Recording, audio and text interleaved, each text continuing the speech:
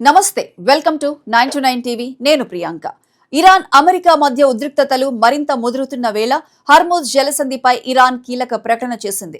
America తన వైఖరిని మార్చుకునే వరకు ఈ వ్యూహాత్మక జల మార్గాన్ని తెరిచే ప్రసక్తే లేదని Iran supreme national security council కార్యదర్శి మోహ్సెన్ రెజాయి స్పష్టం చేశారు. అమెరికా ఏం చెబుతున్నా హార్మోజ్ ప్రస్తుతం మూసే ఉందని ఆయన ఇరాన్ ప్రభుత్వ టీవీకి ఇచ్చిన ఇంటర్వ్యూలో పేర్కొన్నారు.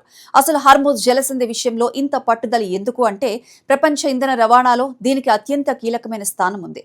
పర్షియన్ గల్ఫ్ నుంచి బయటకు వెళ్లే చమురు, ఎల్ఎన్జీ రవాణాలో ఈ మార్గం కీలకం. అందుకే ఇక్కడ రాకపోకలు ఆగిపోతే ప్రభావం కేవలం ఇరాన్, అమెరికా దేశాలకే పరిమితం కాదు.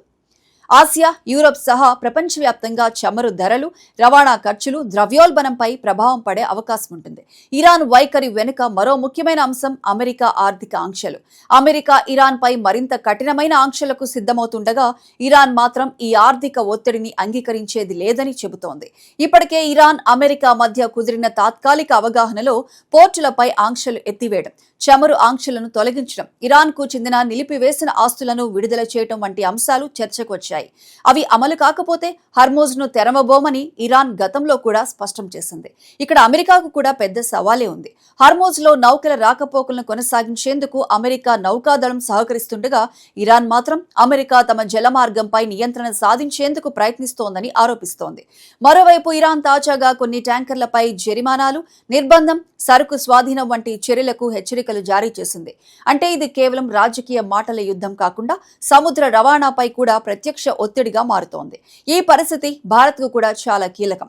హర్మోజ్లో రవాణా అంతరాయం ఎక్కువ కాలం కొనసాగితే చమురు సరఫరా ఖర్చులు పెరిగే అవకాశం ఉంది. చమురు ధర పెరిగితే పెట్రోల్, డీజిల్ ధరలతో పాటు రవాణా, ఎరువులు, పరిశ్రమల ఉత్పత్తి ఖర్చులపై ప్రభావం పడుతుంది. చివరకు ఇది ద్రవ్యోల్బణంపై కూడా ఒత్తిడి పెంచగలదు. అయితే మరోవైపు ఇరాన్కు కూడా హర్మోజ్ను ఎక్కువ కాలం మూసి ఉంచడం అంత సులభం కాదు. ఎందుకంటే ఇరాన్ ఆర్థిక వ్యవస్థ కూడా చమురు ఎగుమతులు, సముద్ర వాణిజ్యంపై ఆధారపడి ఉంటుంది. అమెరికా ఆంక్షలు మరింత పెరిగితే ఇరాన్పై ఆర్థిక ఒత్తిడి తీవ్రం కావచ్చు. అందుకే హర్మోజ్ను ఒక చర్చల సాధనంగా ఉపయోగిస్తూ అమెరికా నుంచి రాయితీలు పొందాలని ఇరాన్ ప్రయత్నిస్తోందని విశ్లేషించవచ్చు. మొత్తంగా చూస్తే మోహ్సెన్ రెజాయి ప్రకటన ఇరాన్ వెనక్కి తగ్గే పరిస్థితిలో లేదనే బలమైన సంకేతం. అమెరికా తన వైఖరిని మార్చే వరకు హర్మోజ్ విషయంలో ఇరాన్ ఒత్తిడి కొనసాగిస్తుంది. అదే సమయంలో అమెరికా కూడా ఆంక్షలను మరింత కఠినతరం చేస్తోంది.